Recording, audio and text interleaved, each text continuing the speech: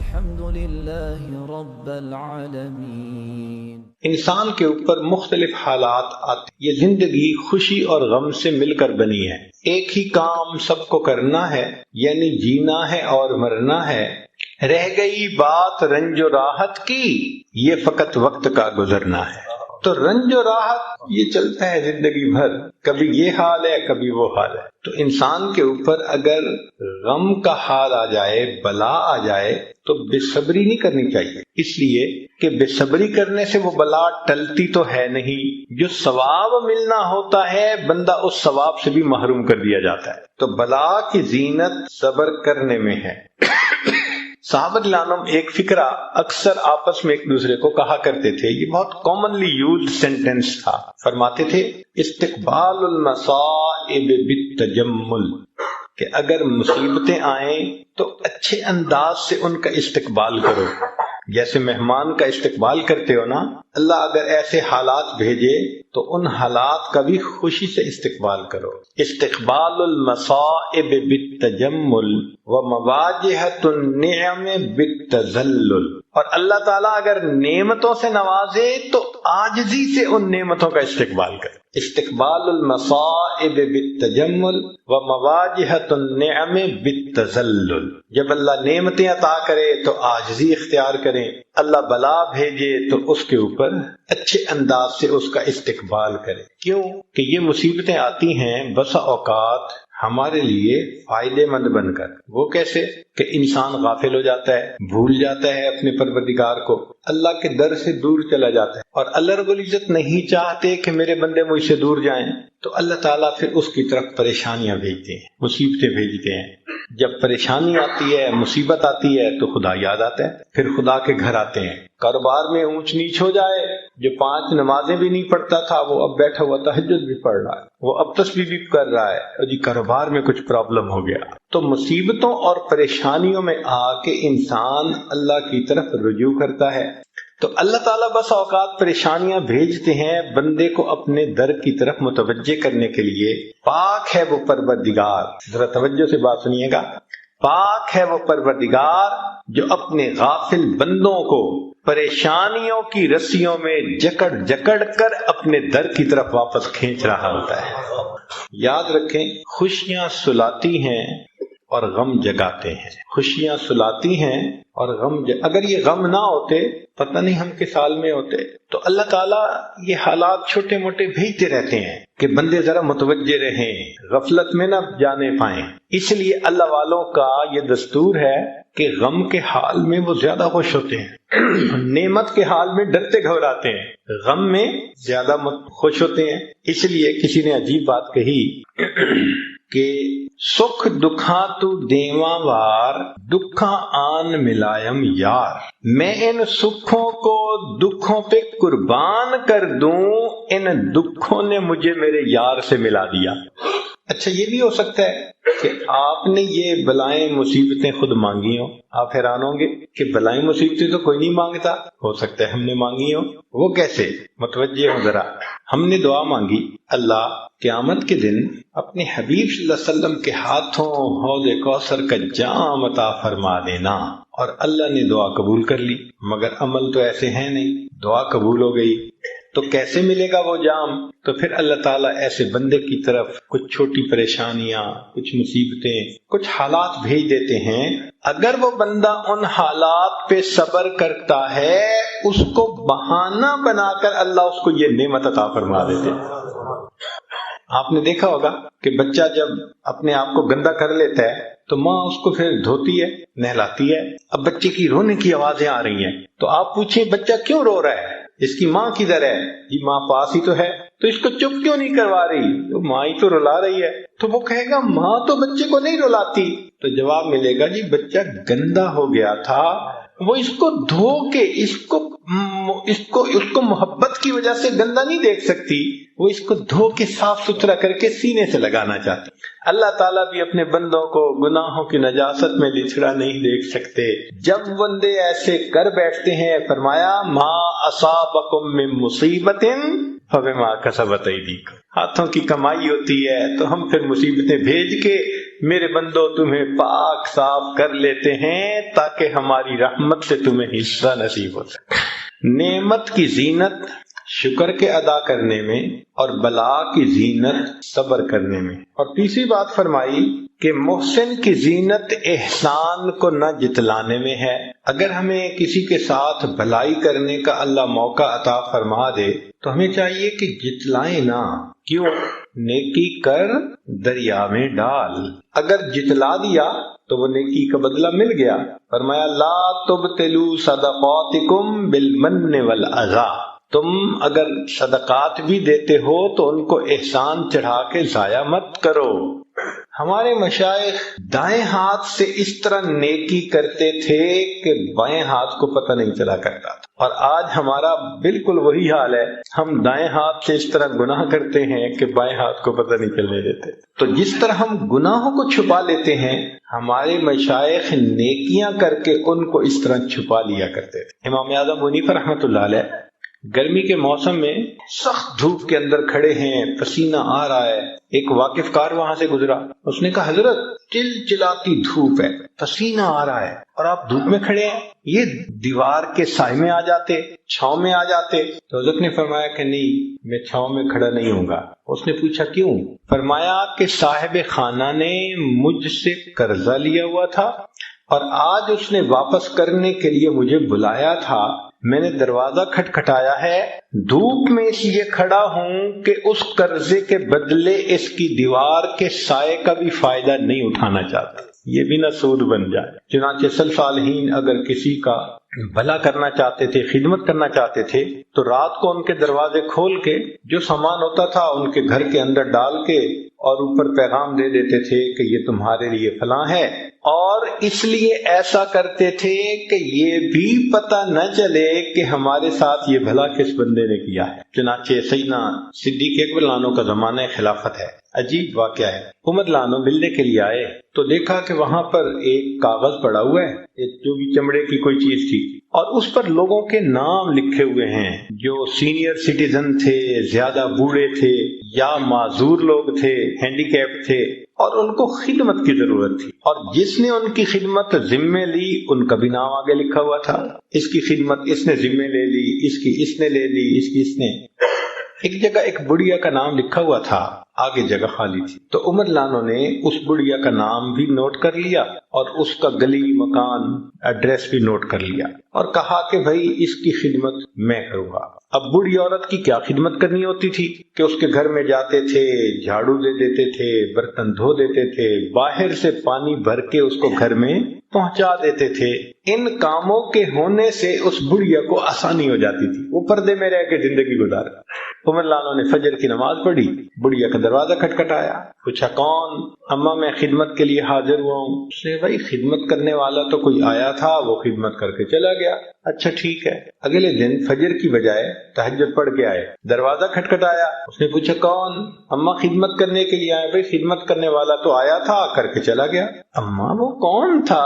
نہ میں نے کبھی نام پوچھا، نہ اس نے کبھی نام بتایا۔ اماں اس کا قد کاٹ کیسا تھا، شکل کیسی تھی؟ بھائی وہ جب آتا تھا تو دروازے سے کہتا ہے پردہ کر لو، میں کمرے میں چلی جاتی ہوں، وہ سارے کام کر کے جاتے ہوئے بتا دیتا ہے جی پردہ ختم ہو گیا، دروازہ بند کر کے چلا جاتا ہے، آج تک میں نے اس کی شکل بھی نہیں دیکھی۔ عمر لانو بڑے حیران، یہ کون جواں مرد ہے، خدمت بھی کرتا ہے تو ایسے کہ پتہ بھی نہیں چلنے دیتا، اور تہجد کے وقت خدمت ہو چکی، وہ بھی عمر بن الخطاب تھے۔ اب اگلے دن عشاء کی نماز پڑھ کے وہ آئے اور بڑھیا کے گھر کے قریب کسی جگہ اوٹ میں بیٹھ گئے کہ میں دیکھتا ہوں کون آتا ہے۔ فرماتے ہیں کہ جب رات گہری ہو گئی، پن ڈراپ سائلنس، ہاتھ بھی بندے کو نہیں دکھائی دیتا تھا، اتنا اندھیرا ہو گیا۔ اس وقت میں نے دیکھا کہ ایک آدمی آہستہ آہستہ چلتا ہوا اس بڑھیا کے گھر کے دروازے کے قریب پہنچ رہا ہے۔ تو میں اٹھا اور میں نے پوچھا من انتا، تو کون ہے؟ تو جواب میں امیر المومنین سیدنا صدیق اکبر لانو کی آواز آئی، میں ابو بکر ہوں۔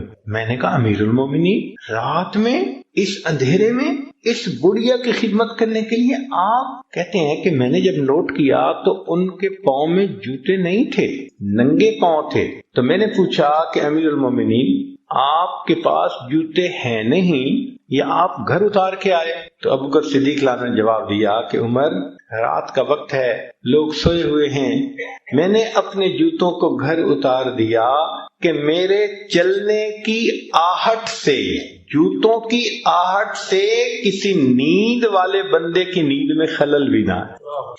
احسان کرتے تھے اس طرح کہ دوسرے کو پتہ نہیں چلنے دے۔ بعد کے بزرگوں میں سے ایک بزرگ کا واقعہ سن لیجئے۔ عبداللہ ابن مبارک رحمۃ اللہ علیہ مشہور محدثین میں سے ہیں، اسماء الرجال کی کتب میں ان کو امیر المؤمنین فی الحدیث کے الفاظ بھی کہے گئے ہیں، اور یہ امام اعظم ابو حنیفہ رحمۃ اللہ علیہ کے خاص شاگردوں میں سے تھے۔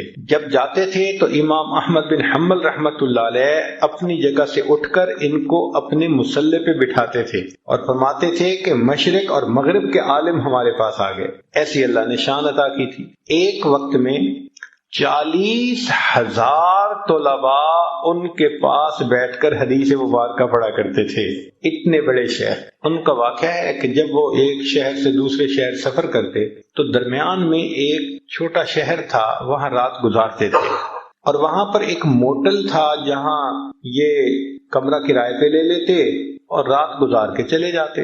اس سرائے میں ایک نوجوان تھا جو کام کرتا تھا، اس کے ساتھ کچھ تعلق ہو گیا، مناسبت ہو گئی۔ ایک مرتبہ آئے تو پتہ چلا کہ وہ نوجوان نہیں ہے۔ پوچھا بھئی وہ کہاں ہے؟ لوگوں نے کہا کہ حضرت اس کے اوپر تو ایک آفت آ گئی کہ اس نے کسی سے پیسے ادھار لیے تھے اور واپس کرنے کی ایک ڈیڈ لائن دی تھی، اور وہ اپنی ڈیڈ لائن پہ واپس نہیں کر سکا، اور اس بندے نے پولیس کو انفارم کر دیا، تو پولیس نے اس کو پکڑ کے جیل میں بند کر دیا کہ پیسے ادا ہوں گے تو تمہیں ریلیز کریں گے۔ تو وہ بیچارہ تو جیل میں ہے۔ اب عبداللہ ابن مبارک رحمۃ اللہ یہ سن کے خاموش ہو گئے۔ جب صبح ہوئی تو سیدھا پولیس چیف کے پاس اس کو جا کر ملے، بھائی ایک ایسا نوجوان آپ کی حوالات میں ہے۔ اس نے کہا ہے، وہ کیسے چھوٹ سکتا ہے؟ اس نے کہا سو سمپل کہ جن کے پیسے ادا ہونے ہیں وہ ادا ہو جائیں تو میں اس کو چھوڑ دوں گا۔ اس نے کہا کوئی اور ادا کر سکتا ہے؟ اس نے کہا بھائی میری طرف سے کوئی ادا کر دے، حق والوں کو حق ملنا چاہیے، میں اس کو چھوڑ دوں گا۔ فرمانے لگے کہ اس کے پیسے میں ادا کرتا ہوں مگر ایک شرط کے ساتھ۔ اس نے کہا کون سی شرط؟ کہنے لگے کہ شرط یہ ہے کہ تم نے کسی پر میرا نام ظاہر نہیں کرنا، یہ احسان ہوتا ہے، پتہ بھی نہ چلنے دینا۔ چنانچہ عبداللہ بن مبارک رحمۃ اللہ نے پیمنٹ کر دی اور چلے گئے اس شہر سے۔ بعد میں پولیس چیف نے اس نوجوان کو جب ریلیز کر دیا تو اس کو اتنا پتہ چلا بھائی کسی نے تمہارا قرض دے دیا ہے، کس نے دیا اس کا پتہ نہیں چلا۔ وہ نوجوان واپس آ گیا۔ اس کے بعد سال میں کئی مرتبہ آپ اسی جگہ گزرتے، قیام کرتے، وہ نوجوان آپ کو اپنا واقعہ سناتا، میں قید ہو گیا تھا، کسی نے قرضہ ادا کر دیا، پھر میں چھوٹا۔ حضرت خاموشی سے واقعہ سن لیتے تھے، پوری زندگی اس نوجوان کو یہ نہ بتایا کہ تمہارا قرضہ میں نے ادا کیا۔ جب حضرت کی وفات ہوئی تو پھر پولیس چیف نے اس نوجوان کو ڈسکلوز کیا کہ تمہارا قرضہ عبداللہ ابن مبارک نے ادا کیا۔ ہمارے اکابر احسان کر کے جتلاتے نہیں تھے، پتہ بھی نہیں چلنے دیتے تھے۔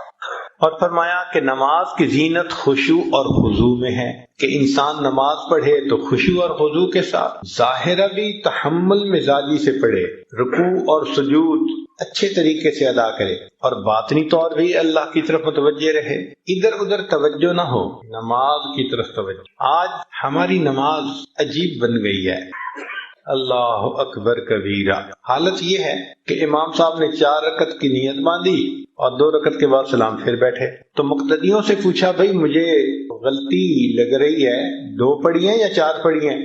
پوری مسجد کے نمازی یقین سے کوئی نہیں کہہ رہا تھا کہ 2 پڑھی ہیں یا 4 پڑھی ہیں، پوری مسجد میں سب تذبذب کا شکار تھے۔ اب امام صاحب حیران، بھائی 2 پڑھی ہیں یا 4 کوئی تو بتائے۔ تو ایک بڑے میاں کھڑے ہوئے، مولانا آپ نے 2 ہی رکعت پڑھی ہیں، پکی بات ہے۔ تو انہوں نے نماز لوٹائی، 4 رکعت پڑھا دی۔ پھر نماز پڑھانے کے بعد وہ بڑے میاں کے پاس آئے، بڑا شکریہ ادا کیا، اللہ بھلا کرے، سارے لوگ بس نماز سے غافل تھے اور آپ کی توجہ تو نماز کی طرف تھی، آپ کو یقین سے پتا کہ 2 رکعت۔ تو بڑے میاں نے جواب دیا کہ مولانا 4 بیٹے ہیں اور 4 رکعت میں ہر رکعت میں بچے کا الگ میں حساب کرتا ہوں بزنس کا، تو آج 2 کا حساب کیا تھا، آپ نے سلام پھیر دیا، اس کا مطلب ہے 2 رکعت پڑھی گئی۔ یہ آج کل ہماری نمازوں کا حال۔ کھڑے مسجد میں ہوتے ہیں اور پہنچے ہوئے گلی کوچہ بازار میں ہوتے ہیں۔ مجھے تو ایسے لگتا ہے کئی مرتبہ کہ ہوائی جہاز پہ سفر کر رہے ہوتے ہیں نا تو کچھ مسافروں کو نا نیند آ رہی ہوتی ہے، اونگ رہے ہوتے ہیں، اور جب جہاز لینڈ کرتا ہے نا تو وہ اسی حال میں اونگ رہے ہوتے ہیں۔ جیسے پہیے زمین پہ لگتے ہیں نا تو ان کی آنکھ کھلتی ہے، اوہ لینڈ کر گئے۔ بالکل اسی طرح لگتا ہے کہ ہم اللہ اکبر کے الفاظ سے فلائی کر جاتے ہیں اور پھر پتہ نہیں کن خیالات کی دنیا میں اڑتے رہتے ہیں، اور جب امام کہتے ہیں نا السلام علیکم ہمارے پاؤں زمین پہ لگ جاتے ہیں، اب ہم واپس آ گئے۔ نماز تو وہ ہے جس میں اللہ کی طرف خشوع خضوع ہو بندے، اللہ اکبر کبیر۔ ہمارے اکابر نماز بنایا کرتے، تو نماز کی زینت خشوع اور خضوع میں ہے۔ شیخ عبد الواحد رحمۃ اللہ علیہ کے سامنے کسی نے کہا حضرت جنت میں نماز نہیں ہوگی، تو رونے لگ گئے۔ کسی نے پوچھا کہ رو کیوں رہے ہیں؟ فرمانے لگے اگر جنت میں نماز نہیں ہوگی تو پھر جنت میں مزہ ہی کیا آئے گا۔ اللہ اکبر کبھی۔ حاجی امداد اللہ مہاجر مکی رحمۃ اللہ علیہ کے سامنے کچھ نوجوان بیٹھ کے جنت کی باتیں کرنے لگے، حور و قصور کی باتیں سنتے رہے۔ جب وہ خوب باتیں کر چکے تو حضرت نے فرمایا کہ اگر قیامت کے دن اللہ رب العزت کا مجھ پر فضل ہو گیا تو میں تو اتنا عرض کروں گا اللہ اپنے عرش کے نیچے مصلی کی جگہ عطا فرما دی، عرش کے نیچے مصلی کی جگہ عطا فرما۔ مولانا یحییٰ رحمۃ اللہ علیہ لمبا سجدہ کرتے تھے۔ کسی نے کہا کہ حضرت اتنا لمبا سجدہ؟ تو مان لگے ہاں جب میں سجدہ کرتا ہوں تو یوں محسوس ہوتا ہے میں نے اپنے آقا کے قدموں پہ سر رکھ دیا، سر اٹھانے کو میرا دل نہیں چاہتا۔ کوئی تو سجدہ ہم بھی ایسا کر جائیں، کوئی ایسا خلوص کا سجدہ، نشان سجود تیری جبی پر ہوا تو کیا، کوئی ایسا سجدہ کر کے زمین پر نشان رہے۔ تو اس نماز کو بنانے کی ضرورت ہے، اور ہم نے دیکھا کہ آج کل نوجوان نوافل چھوڑنے کے عادی بنتے جا رہے ہیں، عادتاً نفل نماز چھوڑ دیتے ہیں یا سنت غیر موقدہ چھوڑ دیتے ہیں۔ عذر ہو اور بات ہے، وقت بھی ہے، مسجد میں بھی ہیں، تو پھر کیوں چھوڑتے ہیں بھائی؟ عبداللہ ابن عباس نے فرمایا کرتے تھے کہ جس بندے کی فرض نماز کے اندر کوئی کمی ہوگی اللہ تعالیٰ کی رحمت سے امید کرتے ہیں کہ وہ اس کے بدلے نفل نمازوں کو قبول فرما لیں گے۔ تو اگر کمپنسیشن نفلوں سے ہو جائے گی تو مزے ہیں ہمارے، پتہ نہیں یہ نفل کس نماز کی کمپنسیشن ہو جائے گی۔ اس لیے نفل چھوڑا نہ کریں، پڑھ لیا کریں، نفل چھوڑا نہ کریں، پڑھ لیا کریں۔ ہمیشہ یہ سوچا کریں کہ معلوم نہیں کس جگہ کا کیا ہوا میرا سجدہ میرے اللہ کو پسند آ جائے، میں نہیں جانتا، اس لیے میں اور چند سجدے کر لوں۔ تو نماز کی زینت خشوع اور خضوع میں ہے۔ اب یہاں پر ایک اور بھی بات اس موقع پہ کر دیتا ہوں۔ امام ربانی مجدد ثانی رحمۃ اللہ علیہ نے اپنے مکتوبات میں ایک عجیب بات لکھی ہے۔ وہ فرماتے ہیں کہ انسان اگر جنت میں چلا بھی گیا تو اس کو وہاں پر اللہ تعالیٰ کا دیدار ہوگا، لیکن دیدار کی کیفیت مختلف ہوگی۔ بعض لوگ ہوں گے کہ جن کو تجلی ذاتی دائمی نصیب ہو، اللہ تعالیٰ اپنے چہرہ انور سے بالکل پردے ہٹا دیں گے صفات کے اور چہرے کا دیدار ہوگا۔ اور فرماتے ہیں کہ بعض لوگوں کو دیدار تو ہوگا مگر اوپر پردے آ جائیں گے صفات کے، 70,000 پردے۔ اب پردوں میں سے دیدار ہونا اور چیز ہے، بغیر پردے کے دیدار ہونا۔ تو وہ فرماتے ہیں اپنے مکتوبات میں کہ اس کا معیار دنیا میں انسان کی نماز ہے۔ جو دنیا میں بغیر وساوس کے نماز پڑھتا ہوگا اس کو جنت میں بغیر پردوں کے دیدار نصیب ہوگا۔ جس کو جتنے وسوسے آتے ہوں گے اس کو جنت میں اتنا پردوں میں سے دیدار۔ اب یہ جتنے وساوس ہیں یہ پردے ہیں اللہ تعالیٰ کے دیدار۔ بھائی زندگی میں محنت کر کے ان وساوس سے جان چھڑائے۔ وساوس سے جان چھڑانا محنت چاہتا ہے، چھوٹا سا کام نہیں ہے، اور ہم سمجھتے ہیں یہ خود بخود ختم ہو جائیں گے۔ ایک طلباء کے لیے علمی نکتہ، جب کوئی آدمی کتاب لکھتا ہے تو کتاب کے آخر پہ وہ سب سے جو اہم بات ہوتی ہے نا، جو اہم نکتہ ہوتا ہے وہ اس کو لکھتا ہے، اہم پیغام دیتا ہے۔ کتاب اینڈ ہو رہی ہے نا، ختم ہو رہی ہے، لب لباب جو ساری بات کا نچوڑ ہوتا ہے وہ کتاب کے آخری صفحے پہ آ کے لکھتا ہے کہ بھئی یہ مقصد تھا پورا۔ جب یہ بات ہم سمجھتے ہیں تو ذرا بتائیے کہ اللہ رب العزت نے قرآن مجید میں ہمیں کتنی تعلیمات سے نوازا، تو ان تعلیمات کا لب لباب آخر پہ کیا نکلا؟ آخری صورت کیا کہہ رہی ہے؟ قل اعوذ برب الناس ملک الناس الہ الناس من شر الوسواس الخناس۔ یہ خناس کے وساوس یہ اتنے برے کہ اللہ نے نچوڑ نکالا قرآن کا اس جگہ پہ، اس سے نجات پاؤ، اللہ کی پناہ مانگو، مگر اس کے لیے محنت کرنی پڑتی ہے۔ نماز بنانے میں ایک اصول یاد رکھیں کہ نماز بنتی ہے، بار بار نماز کی مشق کی جائے اور نماز کے باہر اللہ کا ذکر کیا جائے۔ اس کی مثال یوں سمجھیں کہ ایک آدمی اگر ہیوی ویٹ باکسنگ چیمپئن شپ کا مقابلہ کرنا چاہتا ہے تو آپ اس کو دیکھیں گے، کبھی تو وہ جاگنگ کر رہا ہوگا اور کبھی وہ جمپ کر رہا ہوگا اور کبھی وہ سپرنگ کھینچ رہا ہوگا اور کبھی لٹک رہا ہوگا اور کبھی ایک چمڑے کا تکیا اس کو مکے مار رہا ہوگا۔ یہ سارے کام وہ کیوں کرتا ہے؟ اس لیے کہ اس کو یہ پتا ہے کہ میں جتنی تیاری کروں گا، جب میں رنگ کے اندر داخل ہوں گا تو اتنی بہتر پرفارمنس میں دکھا سکوں۔ اور اگر کوئی بندہ مقابلے کا فیصلہ تو کر لے اور اپنی محنت نہ کرے، کوئی کہے بھی صحیح بھائی تمہارا تو مقابلہ ہے، کہتے ہیں جی رنگ میں جاؤں گا تو دیکھی جائے گی، تو یہ تو پھر پہلے منٹ میں ہی ٹیکنیکل ناک آؤٹ ہو جائے گا۔ اس لیے کہ رنگ میں جانے کے بعد تھوڑا تیاری ہوتی ہے، تو باہر تیاری ہوتی ہے۔ ایگزیکٹ اسی طرح ہم نماز کے باہر تو ذکر پہ محنت نہیں کرتے کہ وساوس دور ہو، اور ہم یہ سمجھتے ہیں بس اللہ اکبر کہہ کے رنگ میں اتر گئے تو بس جی ہم انشاءاللہ وساوس کے بغیر نماز پڑھ لیں گے۔ وہ پہلے منٹ میں ہی شیطان ٹیکنیکل ناک آؤٹ کر دیتا ہے، ہمیں یاد ہی نہیں ہوتا کہ ہم نے کیا پڑھا کیا نہ پڑھا۔ اور کئی تو ایسا خود بتاتے ہیں کہ قیام میں کھڑے اتحیات پڑھ رہے ہوتے ہیں اور اتحیات میں بیٹھے سورہ فاتحہ پڑھ رہے ہوتے ہیں، کہاں توجہ جا رہی ہے پتہ ہی نہیں ہوتا۔ تو یہ جو ذکر بتایا گیا، مسنون دعائیں بتائی گئیں، اصل میں یہ نماز کی پریپریشن ہے۔ تو رنگ سے باہر محنت کریں، پھر جب اللہ اکبر کہہ کے رنگ میں اتریں گے تو آپ دیکھیں گے کہ وہ مردود بھاگ جائے گا اور آپ سکون سے اللہ پاک کے سامنے تسلی کی چند رکعت ادا کر سکیں۔ تو نماز کی زینت خشوع اور خضوع میں ہے۔ اور پانچویں چیز فرمائی کہ خوف کی زینت گناہوں کے چھوڑنے میں ہے۔ اب ایک بندہ کہے جی میرے دل میں اللہ کا بڑا خوف ہے اور آنسو تو بہائے گناہ نہ چھوڑے، تو اس کا مطلب ہے کہ خوف نہیں ہے۔ جب خوف ہوتا ہے تو بندہ پھر دور ہٹتا ہے اس کو۔ آپ دیکھیں سانپ دیکھنے میں کتنا خوبصورت ہوتا ہے، کبھی ہاتھ لگایا آپ نے کہ جی کتنا بہترین ڈیزائن بنا ہوا ہے اور کتنی اس کی جو ہے نا ملائم سکن ہے، ذرا پکڑ کے تو دیکھو گے کہ نہ بھائی نہ۔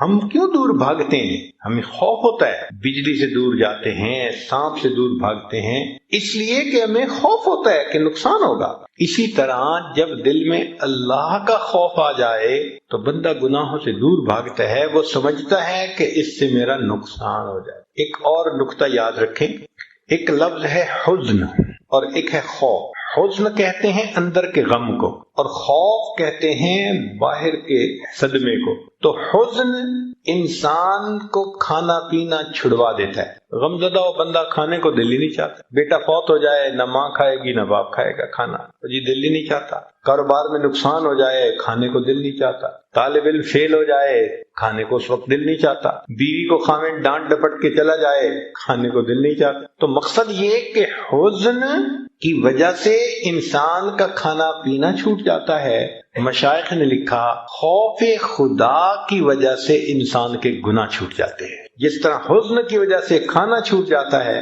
اس طرح خوف کی وجہ سے انسان سے گناہ خود بخود گناہوں سے وہ بچتا ہے۔ تو خوف کی زینت گناہوں کے چھوڑ دینے میں۔ امام غزالی رحمۃ اللہ علیہ فرماتے ہیں کہ سب سے بڑا عالم وہ ہے جس پر گناہوں کی مضرتیں زیادہ کھل جائیں۔ ہم تو سمجھتے ہیں نا کہ بڑا عالم وہ کہ جس کو باتیں بڑی آتی ہوں، نہیں، امام غزالی رحمۃ اللہ فرماتے ہیں کہ سب سے بڑا عالم وہ ہے جس پر گناہوں کے نقصانات زیادہ کھل جائیں۔ کیوں؟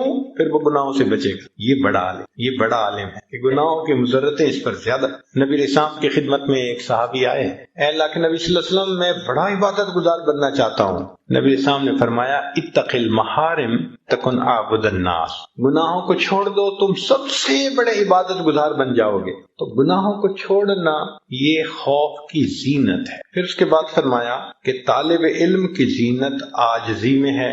کوئی طالب علم ہو، اسٹوڈنٹ ہو، تو اس کو عاجز بن کے رہنا چاہیے. اگر عاجزی نہیں ہوگی تو علم بھی حاصل نہیں ہوگا. حضرت علی عنہ فرماتے تھے لا يتعلم العلم مستحیم ولا مستکبر. جو حیا شرم کرتا بہت ہو یا بہت زیادہ تکبر کرتا ہو، بندے کو علم حاصل نہیں ہو سکتا. تو علم حاصل کرنے کے لیے اپنے آپ کو مٹانا پڑتا ہے. اس لیے حدیث پاک ہے، نبی اسلام نے فرمایا تواضعوا لمن تتعلمون منہ، کہ تم جن سے علم حاصل کرتے ہو ان کے سامنے تواضع اختیار کرو، یعنی ان کے سامنے تم چھوٹا بن کے رہو، ان کے سامنے چھوٹا بن کے رہو. اس سے تمہیں علم حاصل ہوگا. علم اللہ کی صفت ہے اور اللہ تعالیٰ بلند ہے، تو علم کے اندر بھی بلندی ہے. اب ایک نقطے کی بات طلباء کے لیے کہ علم کے سامنے فرشتے بھی سرنگوں، علم کے سامنے فرشتے بھی سرنگوں. حضرت آدم علیہ السلام کے سامنے فرشتے ہار گئے نا، اور سجدہ کیا انہوں نے.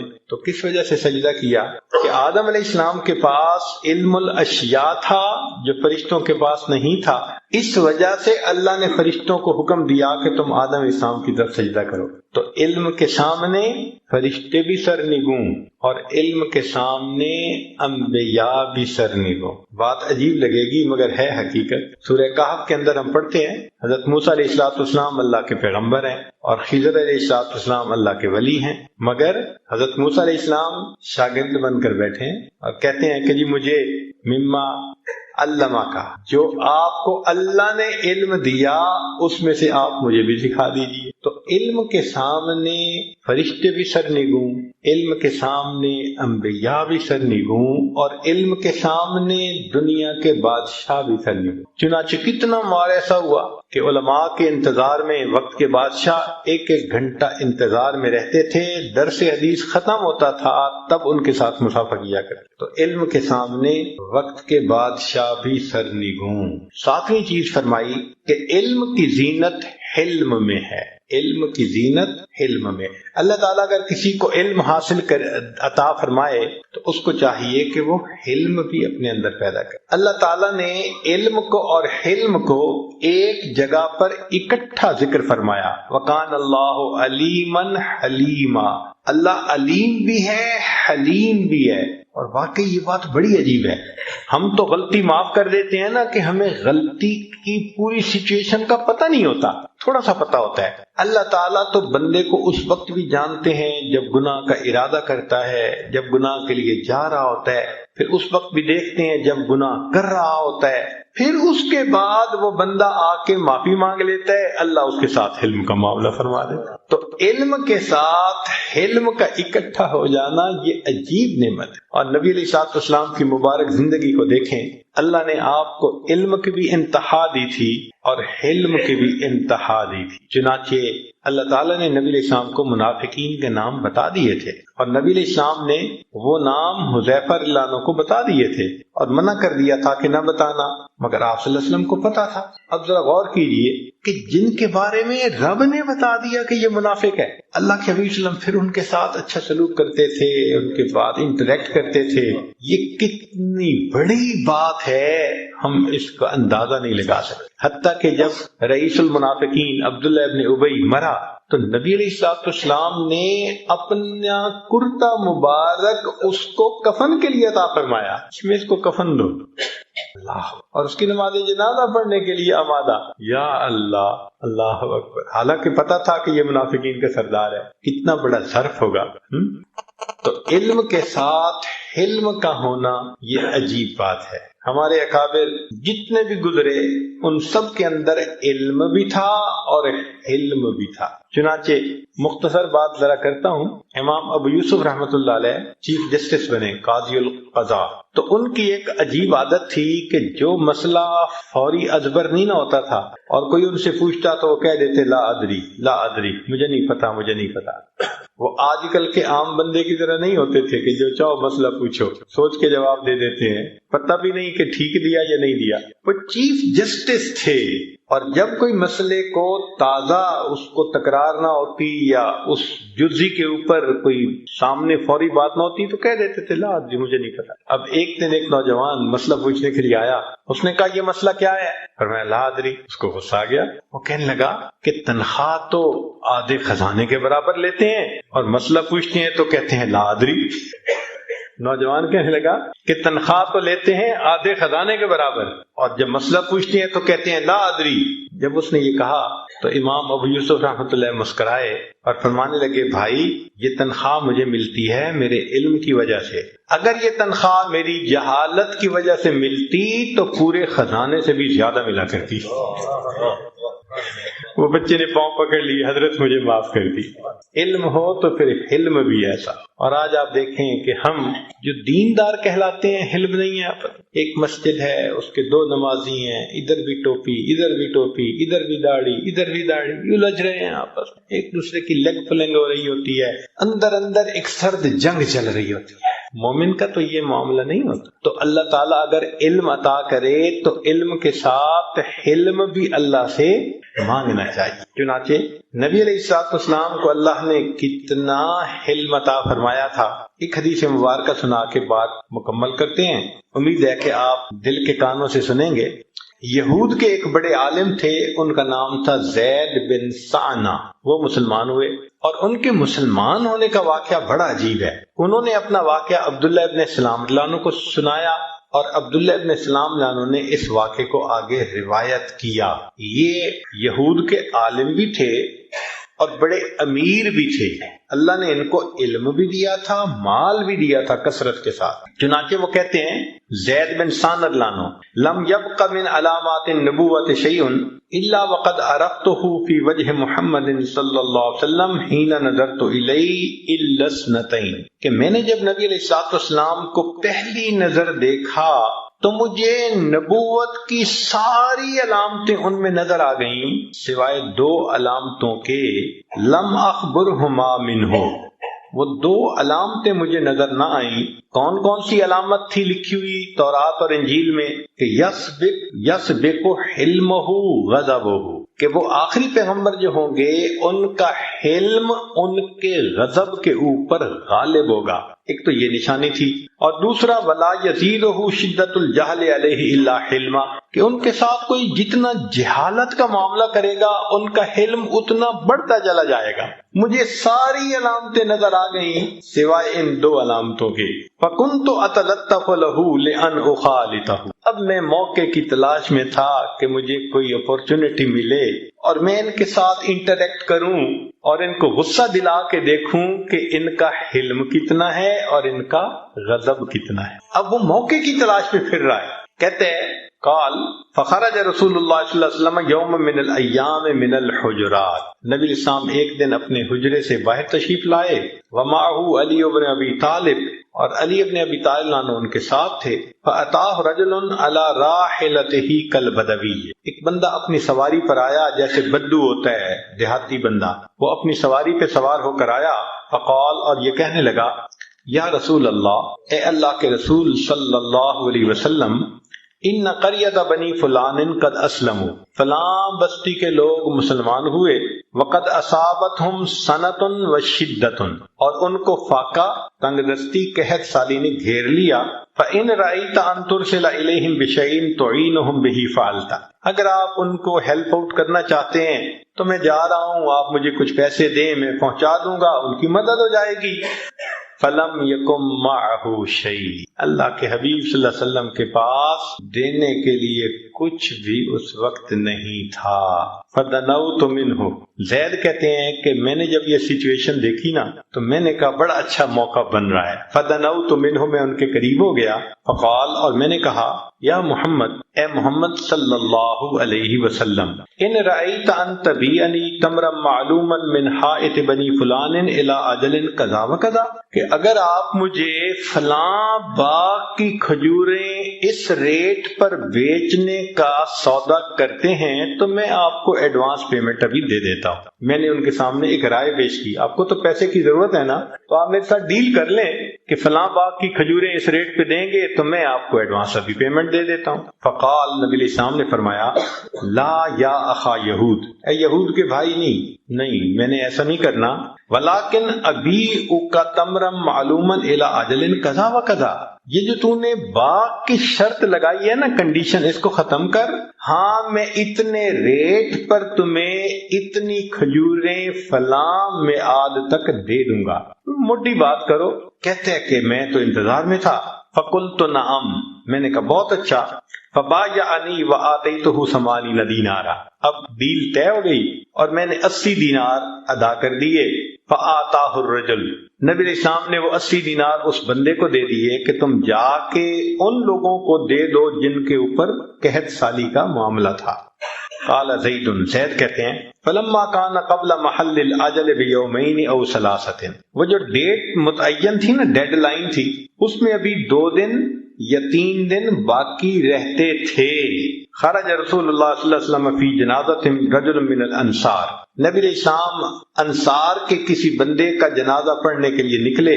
ومعہ ابو بکر، اور ان کے ساتھ ابو بکر بھی تھے، عمر، عثمان، فی نفر من اصحابہ، صحابہ کی ایک بڑی جماعت تھی، ابو بکر، عمر و عثمان سب ساتھ تھے. فلما صلی علی الجنازۃ اتیتہ، اب ذرا سمجھنے والی بات ہے کہ جب نبی علیہ السلام نے جنازہ پڑھا لیا تو وہ کہتے ہیں کہ میں آیا اور پبلکلی سب کے سامنے فاخذت بمجامع قمیصہ وردائہ ونظرت الیہ بوجہ غلیظ، میں نے نبی علیہ السلام کو کرتا اور تہبند کے جمع ہونے کی جگہ، یعنی یہ جو ہوتی ہے نا کمر ران کی یہ جگہ جہاں دونوں اوور لیپ کر رہے ہوتے ہیں، تو اس جگہ سے آ کے میں نے سب کے سامنے یوں زبردستی پکڑ لیا. ونظرت الیہ بوجہ غلیظ، اور بڑا غصے والا چہرہ بنا کے میں نے ان کی طرف دیکھا. ثم قلت، پھر میں نے کہا الا تقضی یا محمد حقی، اے محمد صلی اللہ علیہ وسلم تم میرا حق کیوں نہیں دیتے؟ فواللہ، اللہ کی قسم، ما علمتکم یا بنی عبد المطلب لسیء القضاء مطل، اے بنی عبد المطلب کی اولاد، میں نے تم جیسا قرضے میں ادا کرنے میں سستی کرنے والا کوئی دیکھا ہی نہیں ہے. اب ذرا غور کیجئے کہ ایک تھا علیحدگی میں مانگنا، ایک ہے لوگوں کے سامنے، اور مانگنے سے پہلے کپڑے پکڑ کے کھینچا اور غصے کی نظر بنا، غصے کا چہرہ بنا کے دیکھا. اور پھر کیا، ابھی تو 3 دن باقی ہیں، وہ کہتے کہ میں نے کہا تم میرا حق کیوں نہیں دیتے، اور ساتھ قسم کھا کے ان کو خاندانی تانا دیا. اس لیے کہ عربوں میں خاندانی تانا دینا تو زندگی موت کا مسئلہ ہوتا تھا. عرب برداشت نہیں کر سکتے تھے کوئی ان کو خاندان کا تانا دے. اس خدا کے بندے نے خاندان کا تانا دیا. اللہ کی قسم، بنی عبد المطلب کی اولاد، تم قرضے کو ادا کرنے میں سارے کوتاہی کرنے والے ہو. اللہ اکبر. قال، زید کہتے ہیں فنظرت الی عمر، اچانک میری نظر جو عمر لانو پر پڑی، وعیناہ تدوران فی وجہہ، اور عمر لانو کی نگاہیں تو میرے چہرے کے اوپر گڑی ہوئی تھی. وہ مجھے اس نظر سے دیکھ رہے تھے، اس لیے کہ عاشق تھے اور محب محبوب کے ساتھ کوئی زیادتی کرے اس کو کیسے برداشت کر سکتا ہے. تو عمر لانو کی نگاہیں اس طرح تھیں. وہ کہتے ہیں ثم قال، عمر لانو مجھے کہنے لگے ای عدو اللہ، او اللہ کے دشمن، اتقول لرسول اللہ ما اسمع، تو یہ الفاظ رسول اللہ صلی اللہ علیہ وسلم کو کہہ رہے ہیں جو الفاظ میں سن رہا ہوں. فوالذی بعثہ بالحق، قسم ہے اس ذات کی جس نے نبی علیہ السلام کو حق دے کر بھیجا. لولا ما احاذر فوتہ لضربت سیفی رأسک، اگر مجھے تیرا حق فوت ہونے کا ڈر نہ ہوتا کہ تجھے قتل کر دیں گے تو تیرا حق ہے تجھے دینا ہے، اگر یہ نہ ہوتا تو میں تلوار سے تمہاری گردن کو اڑا کے رکھ دیتا. یہ عمر لانو نے کہا. برداشت کیسے کر سکتے تھے کہ ان کے سامنے اللہ کے حبیب صلی اللہ علیہ وسلم کے ساتھ کوئی مس بہیو کرے. تو عمر لانو کی رگ فاروقی پھڑک گئی اور انہوں نے کہا اے اللہ کے دشمن، تم یہ الفاظ کہہ رہے ہو کہ جو میں سن رہا ہوں، اگر مجھے تمہارا حق فوت ہونے کا ڈر نہ ہوتا میں تلوار سے تمہاری گردن کو اڑا دیتا. ورسول اللہ صلی اللہ علیہ وسلم ينظر الى عمر فی سکون وتبسم، اور رسول اللہ علیہ وسلم عمر لانو کی طرف بڑے سکون اور بڑے تبسم کے ساتھ دیکھ رہے ہیں.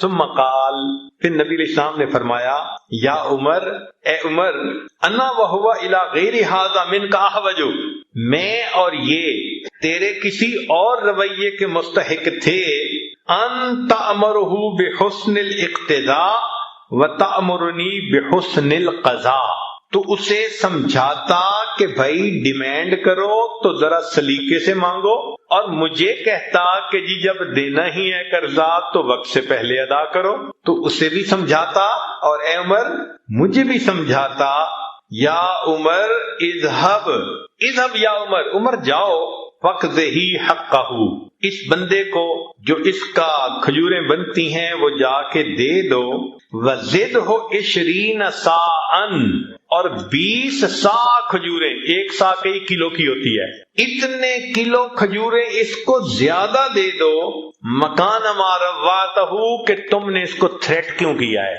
نبی علیہ السلام فرما رہے ہیں عمر لانوں کو کہ تم نے چونکہ تھریٹ کیا نا اس کو، اس لیے تم جاؤ اس کا حق بھی دو اور اس کو 20 صاع کھجوریں زیادہ بھی دو۔ قال زید، زید کہ